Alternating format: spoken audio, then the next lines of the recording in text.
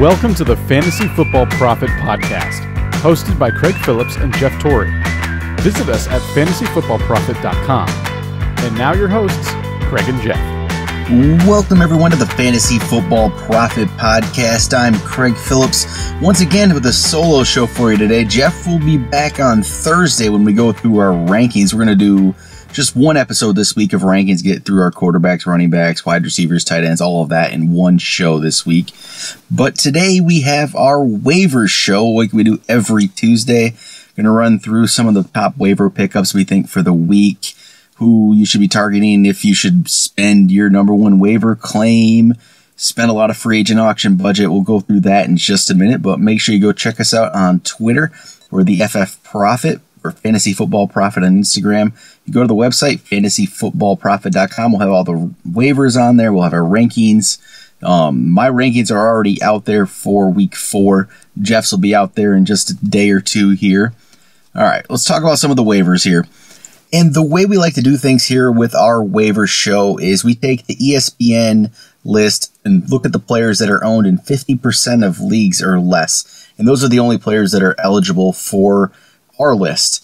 And with that, actually, at this point, Chris Carson, Tariq Cohen, Buck Allen, they all are still owned in less than 50% of ESPN leagues, which it doesn't seem right. I know they're owned in more than 50% of Yahoo leagues, but if they're out there, if Carson's out there, if Cohen's out there, those two for sure, go pick them up right now. And even Allen had a down week, but if he's out there in your league, he still has some value. And we don't quite know what the situations are going to be. So pick up those 3 if they're out there. But start off the list here. We're going to talk about wide receivers actually to get going here. Sterling Shepard had another big week for the Giants. He's had a couple good weeks now. I believe it kind of seems like he is the number 2 receiver over Brandon Marshall, even though Marshall stepped up a bit.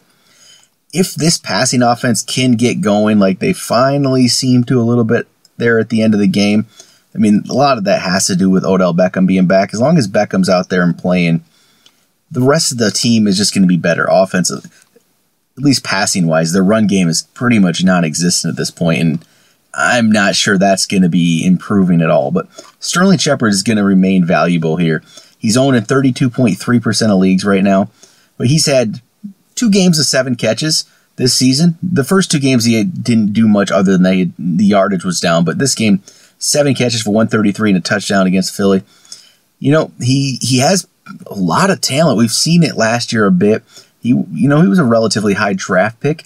He definitely could be starting to step up a little bit. So just if he's out there and you have a bench spot, he's definitely, I think, worth an add at this point. Some other receivers, Marqise Lee and Hurns. Might as well talk about the Jaguars receivers. I like Lee a little bit better than Hurns. Hurns is going to be more touchdown dependent. It seems like Lee is going to end up getting more targets. I think eventually he's going to step the yardage to get up there a little bit more towards 80, 90 yards. So Lee's more of the safer type option. Hurns is going to be that kind of boomer bust play. If he gets a touchdown, he's going to get you a good week. If he doesn't get a touchdown, it's not going to be much of anything. But both of these guys, I don't see. I mean, yeah, you might have a chance where you're going to play them now. They're more of a bye week fill-in. You're not going to really count on any of these players right now, Lee or Hurns. I would prefer Lee a little bit. But then just like Shepard, Lee, Hurns, you're not putting much money on a free agent auction budget on any of these guys. You're not wasting your number 1 claim. And that's pretty much the story with all of our waiver claims today. There's no game changers here. There's no season changers here. I mean, yeah, maybe there is. Maybe one of these running backs I might talk about will be that later on. We just have no indication yet that could be. There has to be injuries have to happen. A change in how much they're playing has to happen. There has to be a lot of changes before that will happen, and we just don't have those answers yet. Running back wise, the Eagles running backs we can talk about. We've got Wendell Smallwood. He's probably one of the top waiver ads this week just because of he had some production at the end of the game in the second half. Corey Clement was actually the one who got the start. Obviously, LeGarrette Blount was in there quite a bit. He had the most points for the team. But last week, in week 2, LeGarrette Blount was non-existent, didn't get one carry. But now with Sproles out, I'm not sure how this backfield is going to work. It really feels like to me it could be a split, like a three-way split here. Clement's going to get work, Smallwood's going to get work, Blunt's going to get work. Blunt's already owned in more than 50% of leagues, so you're not worried about him anyway at this point for waivers. It comes down to Smallwood and Clement. And Smallwood is going to be the top. He's going to be the better ad at this point. He was 12 carries, 71 yards. He looked okay. He's not a special running back. So, I mean, if he had a huge week in week 4, I would definitely be shocked at it. But it's not a bad idea to throw him on the end of your bench if you have the spot, especially if some of these other players are just disappointing. Take a chance at it. It would be Smallwood for me over Clement, but if you're in a deeper league, 14 teams and such, throw Clement on there. It's not a bad ad as well. Another running back we can speculate about that maybe there's a role here that we just haven't, we don't know. It's another one of these committee type things, and that's Alex Collins with Baltimore. Terrence West got the start again, but we've talked about this. I'm not a big Terrence West guy. I really don't think there's a lot of talent there. He's pretty much just another guy. And then Buck Allen isn't the every down back. Yeah, he might have some good value, especially in PPR. He's going to catch some balls. He's going to keep he's going to get a good score for you. But maybe it's Alex Collins. He had 9 carries for 82 yards. Week 2, he had 7 for 42.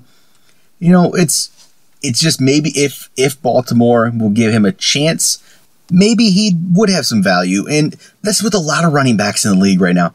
If they are able to get a majority of the snaps, a majority of the carries, they're going to be valuable. So if John Harbaugh and the Ravens think that that's Alex Collins now, he's going to be valuable. But the way it has gone in the past, I don't see that happen. This was more of a mop-up duty for Collins, that he got most of the work. But then again, if West wasn't getting it done, Allen wasn't getting it done, maybe they do want to make a change. Maybe they want to at least look at Collins in a better situation, more when the games actually matter a little bit. So it's a speculative ad, and you just throw him on your bench. See if he doesn't break out in a week or two, just get rid of him again. But if you have the spot, Collins could be worth a shot at there. Another running back here, Jamaal Charles. He was able to get about the same amount of carries. I think he had the same amount of carries that Jamal Anderson had this past week. He had more yards. He had the touchdown. So right there, people kind of look at that and say, "Oh, wow, maybe it's a complete timeshare." But Anderson, I think, had about double the snaps that Charles did. It's just kind of the way the game went that they ended up throwing the ball a little bit more. They were coming from behind. Anderson did play quite a bit more. But if Charles is healthy, if they see that he has maybe some glimpse is of the old Jamaal Charles, they're going to keep using him a bit. But he's had 10 carries, 9 carries, 9 carries. He's getting around, 10 touches a game. He's 40 to 50 yards. He's proven to be at least usable in deeper leagues, and he's got enough work to roster him at this point. So he's owned right now in 22.2% of ESPN leagues, but I think that should be much higher. He's definitely a player that you need on your bench. If you're a CJ Anderson owner, you definitely go throw Charles on the bench. The only thing that could change things coming up is Devontae Booker. Looks like he should be coming back here in the next couple of weeks, if not sooner. We don't really know what that will change things, if he'll get, some snaps, some carries. We'll have to watch how that plays out, but that could be another week or two away. We're not quite sure on that yet. Another running back ad, Deonte Foreman. He continues to, eat away at some of Lamar Miller's carries. He had 8 carries this past week. He had 12 in week 2. But it's more of an Alfred Blue situation from last year. It's the same kind of thing. Blue had over 100 carries on the year. Looks like Foreman's heading that way. I don't see him taking over for Lamar Miller. He's been okay. He hasn't been amazing. He hasn't done anything to show the Texans that this should be his job. And I don't know if that'll happen. But then again, Miller owner, you might want to throw him on your bench. If you have an extra spot, he's worth an ad. But this is kind of the story with most of the players this week. It's you don't know. We don't know how any of these situations are going to play out. You're kind of just taking a chance on a guy or two. Maybe you hit the lottery with it. Maybe you get the right one, and one of these guys breaks out. It's hard to really, really say which one it's going to be. which maybe it's going to be the next guy, Alvin Kamara. He's been on our list before, so I might as well just talk about him real quick. But every time he gets the ball, he shows that he can play. Only 2 carries, but he got 37 yards out of it. He got the touchdown in week 3. He had the nice touchdown run. He's a good player. I really like Alvin Kamara, but obviously Ingram's there, Peterson's there. They're going to get more carries at this point, and I don't know if that's going to change.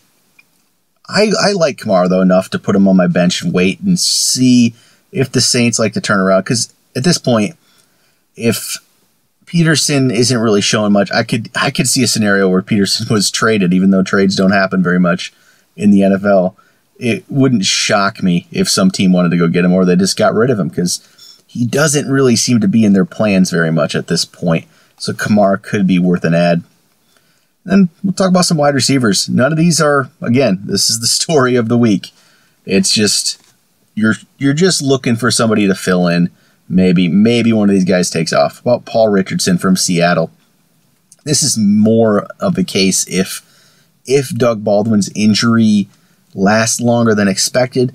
Richardson could definitely see an increase in targets. Same thing with Tyler Lockett. Richardson's been able to get touchdowns in the last 2 games. He hasn't really done much other than that, though. So if you're just looking at his point total and are excited about that, that's not really how he's played. He had 9 points this past week, 7.9 the week before, but both of those, he got a touchdown off only 2 catches in each game. So we need to see more targets. We need to see more catches before he's viable. But, if Baldwin's out, I would definitely jump up Paul Richardson a little bit here. Devin Funchess, he's another one that is going to be dependent on if the number 1 receiver on the team is out for any period of time. And that's Kelvin Benjamin. We don't really know the extent of his injury right now, but he's had problems in the past, obviously, with the knee. And I think it was the same knee that he had the ACL tear in. So Funchess, again, he could be interesting, but we've been burnt by Devin Funchess before in the past. But now he's had 4 catches in each of the last 2 games, 68 yards, 58 yards. He's been okay, but if Benjamin were to miss, they already have Olsen out. They need to throw the ball somewhere. I just don't trust this offense at all. But Funchess did have 10 targets in the game, which is great, but only getting 4 catches out of those is a disappointment. But yeah, could Devin Funchess be good for 1 week play? Yeah, definitely could be.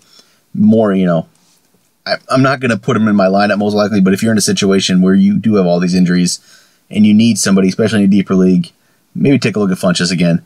He's believing his 3rd year now. These receivers do sometimes break out later. I don't know.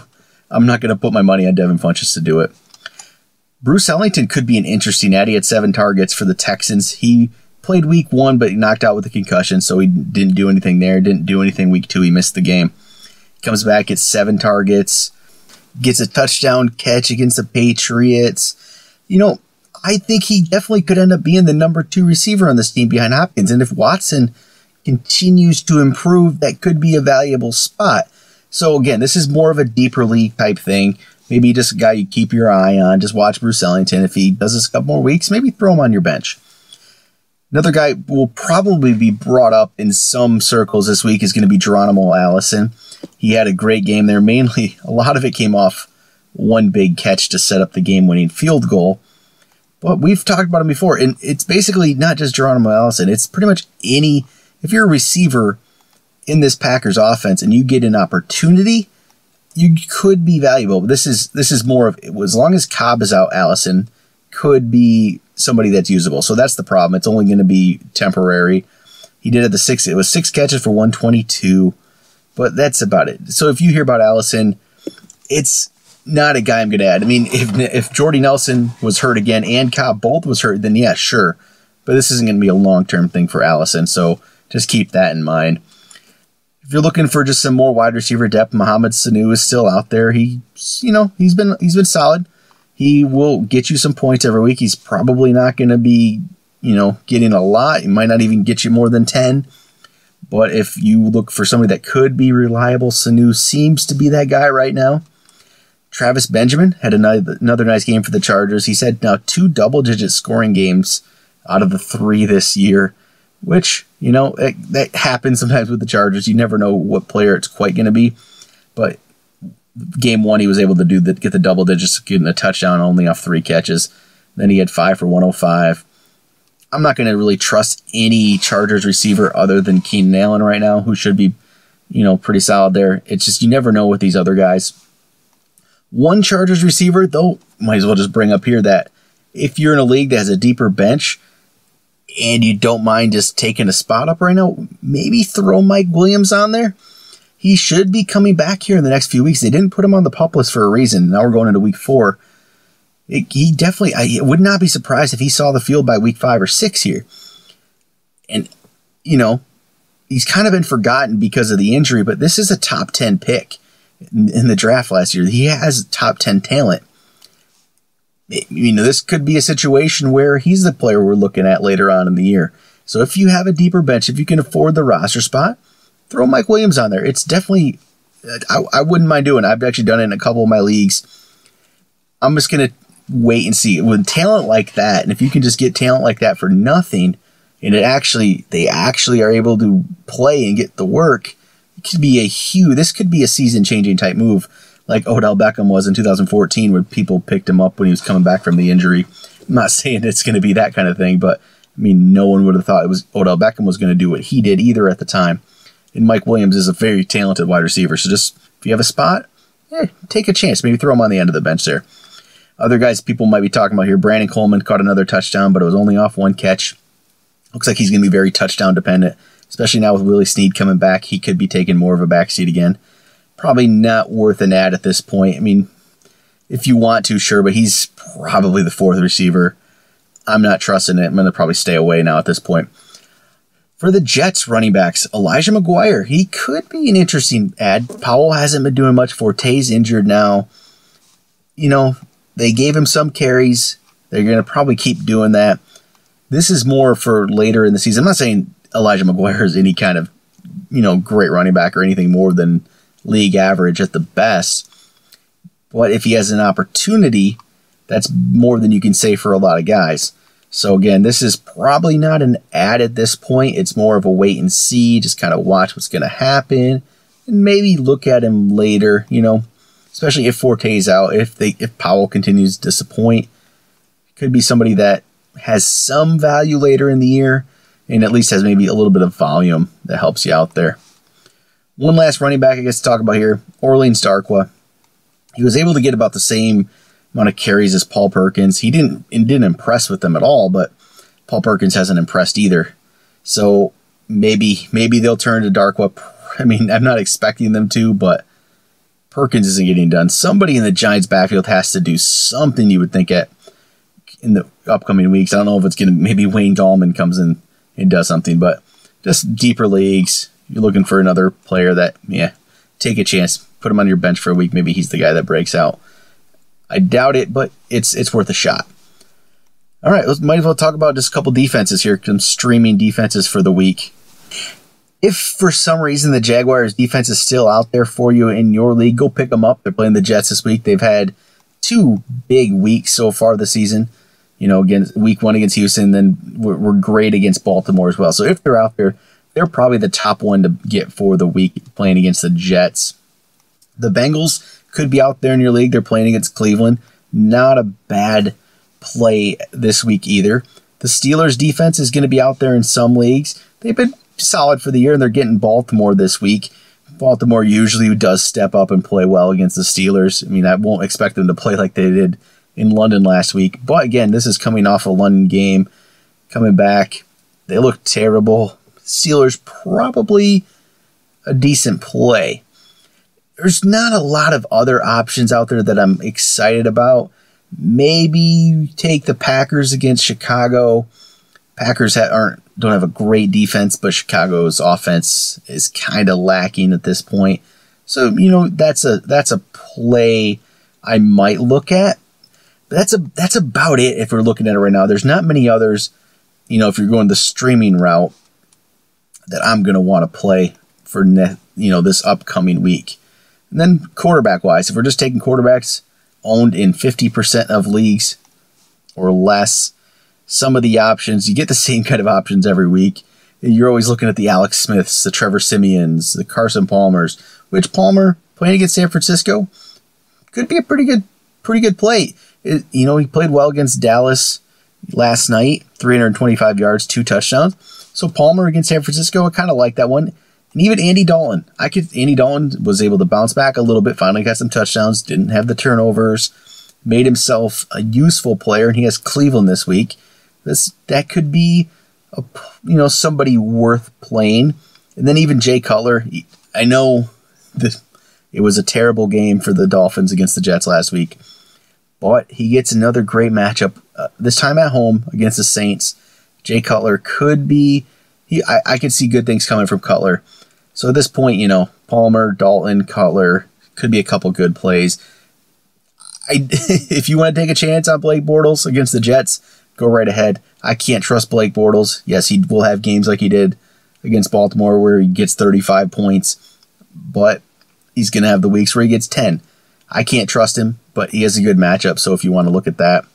Some of the other guys that broke out last week, Case Keenum, Jacoby Brissett. I don't like Brissett's matchup on the road against Seahawks, so I'm not looking to play him. Keenum plays Detroit. Detroit's defense is pretty solid, so I'm not going to go for those type of players right now. The Deshaun Watson, great game against the Patriots. Plays Tennessee. Could be a good matchup for him. He could have another good week. He's been a good fantasy player the last 2 weeks. Week 1 he wasn't, obviously. He didn't get the start.